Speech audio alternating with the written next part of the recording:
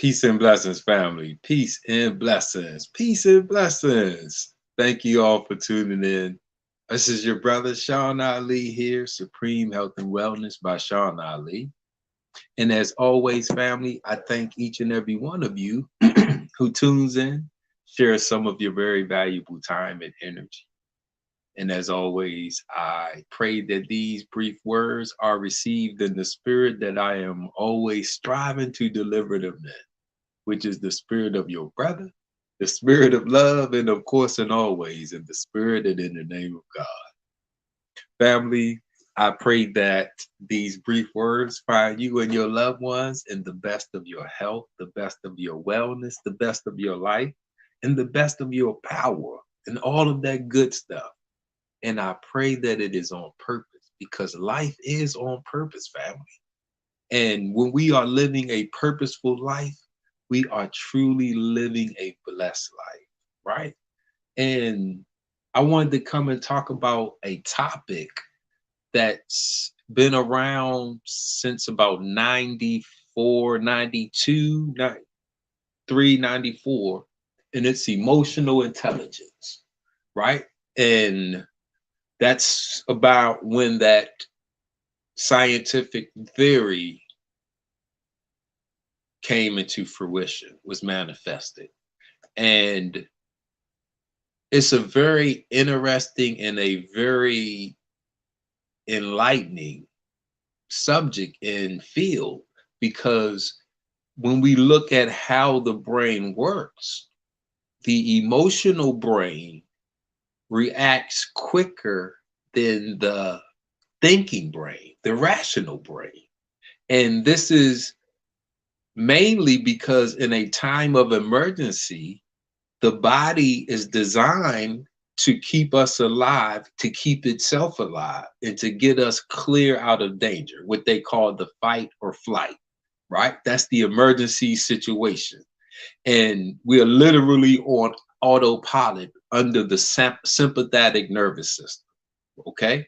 So what that means is, if, say, you're walking, right, and you see something that you think is dangerous, like a stick that you think is a snake, and your reaction is to run away quickly, then as you get away from the danger, your body releases you from that flight or flight response, and now the thinking starts to kick in, and now you, was that a snake or a stick?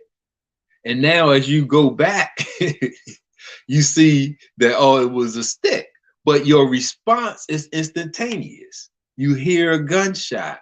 You hear something that's a dangerous sound. Your reaction, so that's the fight or flight, right? But it also falls under another category. So we had that fight or flight,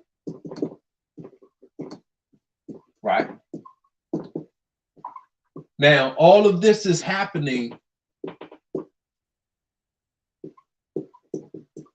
under the amygdala. So when we are looking, this is the part of the brain that's right here. So if we take the brain cerebellum off, and it would loop down, and it's the you can't see it on this model how it would be positioned, because it's inside the brain, and that orange material would be, let me see, on this side you can see it better. So the green material, that would be the hippocampus. That hippocampus is swooping down. At the tip of the hippocampus is where that orange is, what represents the amygdala. Okay, so that's where the fight or flight response, that's where that emotional response is happening. So when we have information coming in the brain,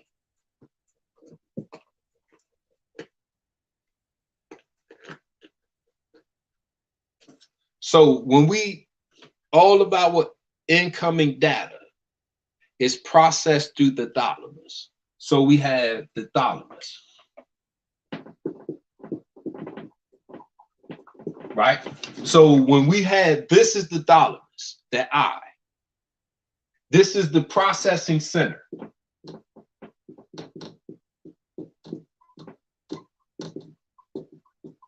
So, and this is the amygdala, is that emotional.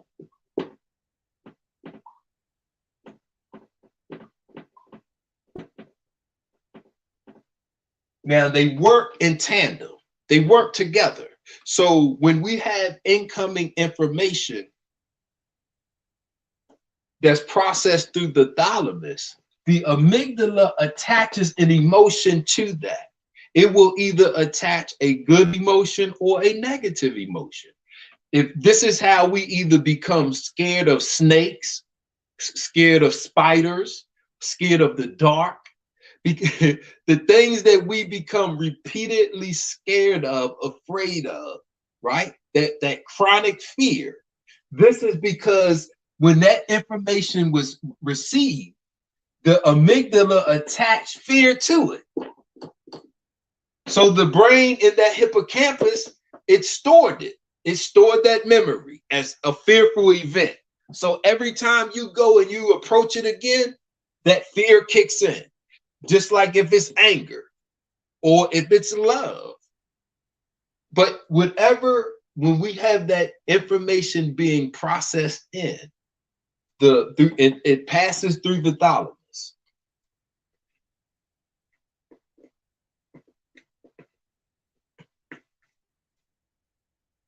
This is our processing center, right?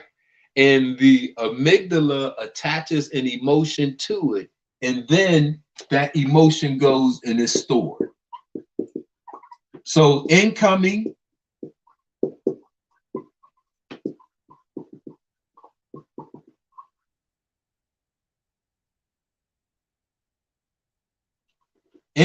sensory energy, data, is processed through the thalamus. The amygdala attaches an emotion to it. It doesn't, whatever it is, emotion is attached to it, that's how it's stored. And that now becomes that will be a repeated action. So what we want to do now that we understand this, right? Now that we understand this, we want to control it, because we can control the amygdala. Our amygdala is in our brain, right? And this is dealing with our perception. So we will control the amygdala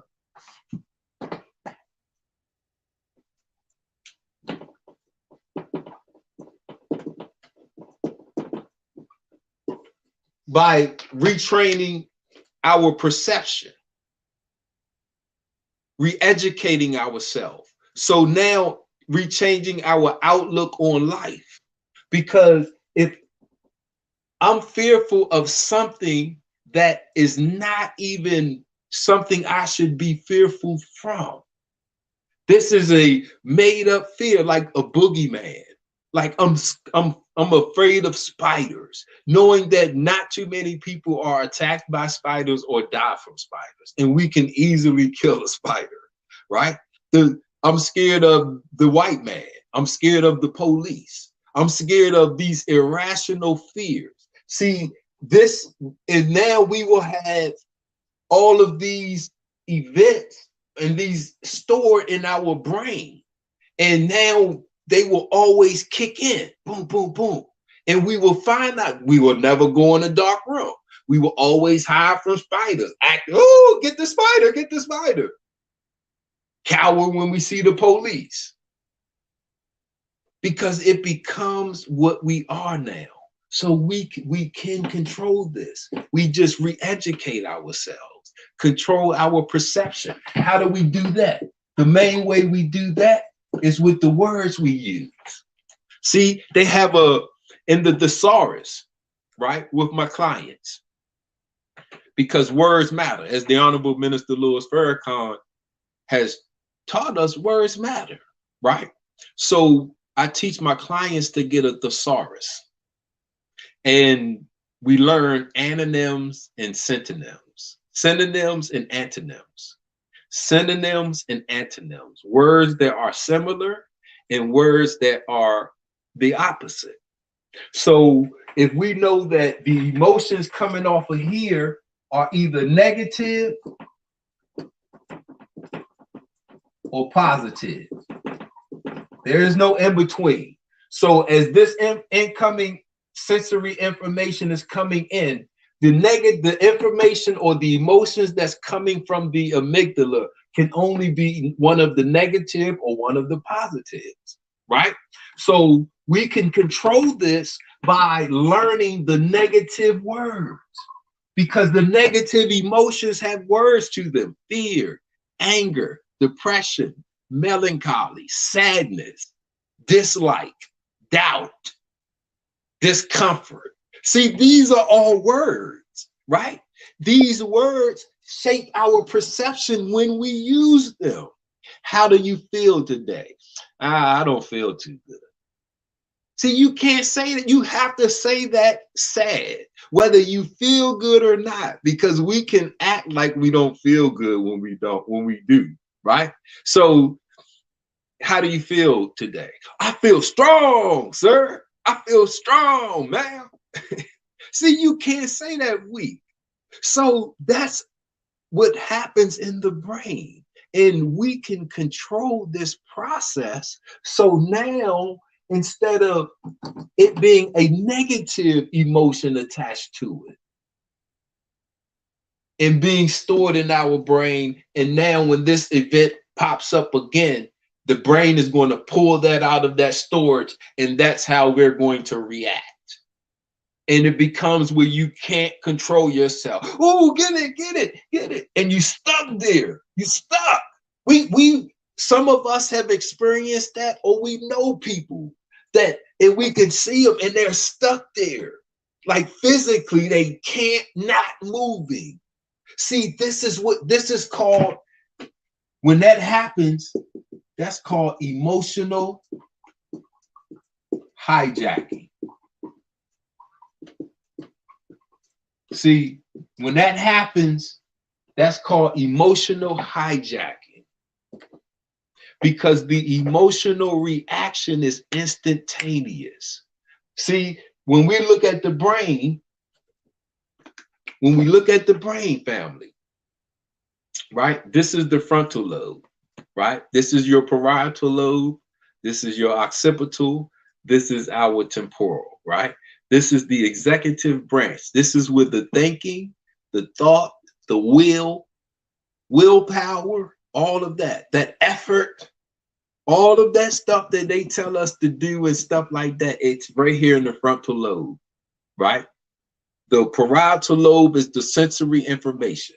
When we open it up, the limbic system, and we show where the amygdala is at. The emotional brain is here, okay? So when we are looking, anything that's perceived as danger, it doesn't go to the cortex, the thinking, the frontal lobe. It goes straight to the amygdala. The amygdala takes over because it's danger. It's an emergency. And now the body wants to preserve itself, self-preservation, the first law of nature. So your first response, you're going to be emotionally hijacked, because your body is going to pull that stored emotion. This is what, when that came in the first time and your body attached that thought to it, this is how your reaction is going to be, and you're going to be emotionally hijacked.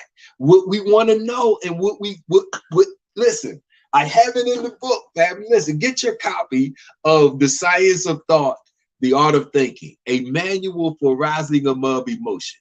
I'm telling you what's in my book, that I'm dealing with positive emotional hijacking.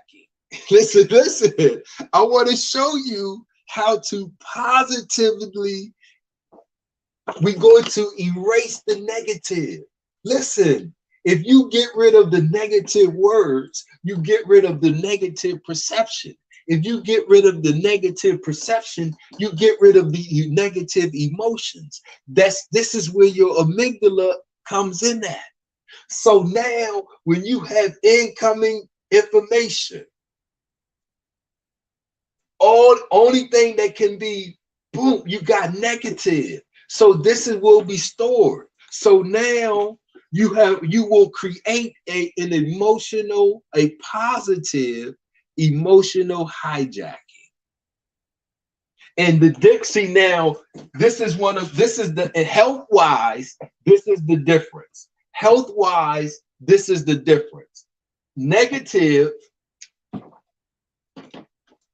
see, this is the difference. Negative is narrow. See, the negative response is narrow. I'm afraid of spiders, so I can't move. If I see a spider, I'm stuck. I don't care. I can't even, I don't know what's going on around me. I don't know who.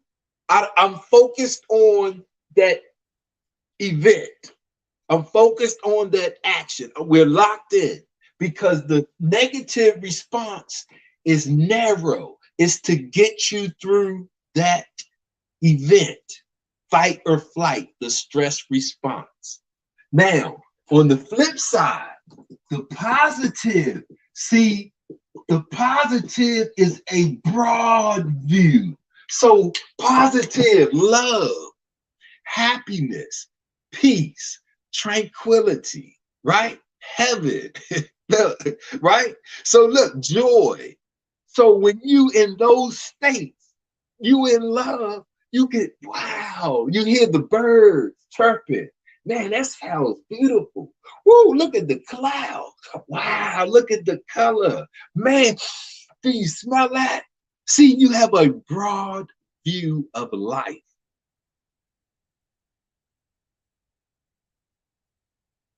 And instead of it being a corrosive, destructive, wear and tear, because when you're in the negative, you're in the fight or flight, the stress response. That's the HPA axis. That's that hypothalamus pituitary adrenal gland axis, right? And that's the stress. So, and if that's, like I said, it's the words create the perception, create the emotions that control the amygdala. We show with the book, because see, you have to understand the science of thought. You have to understand the art of thinking. So we get into the emotional process. Look, chapter 1.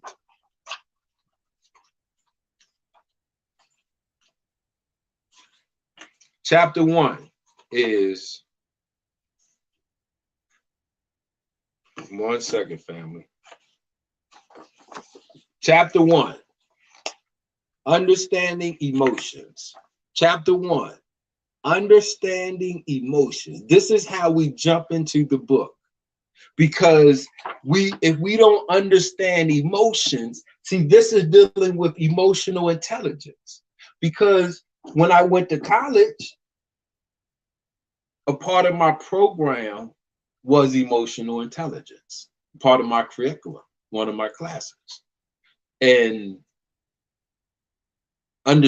learning that concept and understanding that concept, I'm like, wow, I see that. So the Honorable Minister Louis Farrakhan, who I follow, he teaches us on how the science of rising above emotions into the thinking of God, right? We have the study guides where he teaches us that.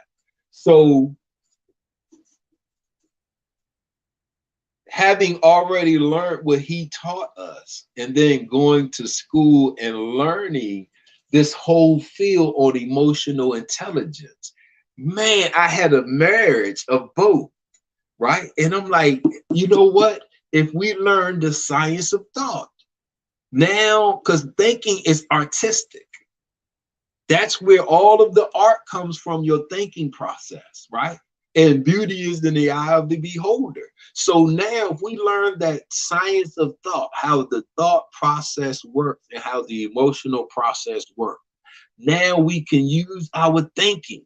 See, we will use our words that will change our control, our perception, that will control our emotions, that control our amygdala, that now will control our response and our actions as well as our reaction. Man, that's so look, you or anybody you know would like to learn more, please feel free to contact us here at Supreme Health and Wellness by Sean Ali. Family, it's never too late. And this is life, man. Life is on purpose. Your body doesn't move unless you move it. That's purpose. So if you don't move right now and stop moving your body, there's no motion outside of your heart beating, right? And your lungs respirating, right? That's it. So the striated muscles, they move off of action potential, contraction, and release. That's on purpose. So if we can learn how to purposely control ourselves and how to purposely move ourselves and how to purposely turn and create ourselves just into what we want to do. And we talk about on a positive level, not nothing that's crazy, negative, that's wild, because you can't live that long under that condition. The Honorable Elijah Muhammad teaches us that the brain is created to think right. So, and listen, he said the brain is created to think right. That's based on words. That's what creates your perception. That's what controls your emotions. That's your amygdala. So we can train our amygdala. Like he says, we are constantly training and conditioning ourselves to meet and overcome all obstacles in our path, right? This is mental conditioning and training. It's a science book, family. This whole video is coming right out the book. So you can get the book where you got the science where you can study. So family, listen, I thank you all for tuning in. I pray that the words that I was able to share was received in the spirit that I was striving to deliver to men, which is the spirit of your brother, the spirit of love, and of course, and always in the spirit and in the name of God. Family, listen, carpe diem, seize your day, conquer your day, family. Listen, man, we can create our heaven and set ourselves into that one. That is all up to us. So listen, I leave you in the words of love, peace, and happiness. I say, Namaste, Hotep, power to the people. Salam alaikum. Peace.